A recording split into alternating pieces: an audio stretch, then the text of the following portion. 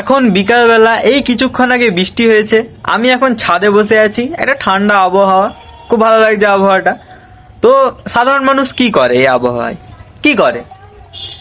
বাইরে ঘুরতে যায়, বন্ধুদের সাথে আড্ডা মারে, ঠান্ডা ঠান্ডা আবহাওয়া। আমি এখন কি করছি?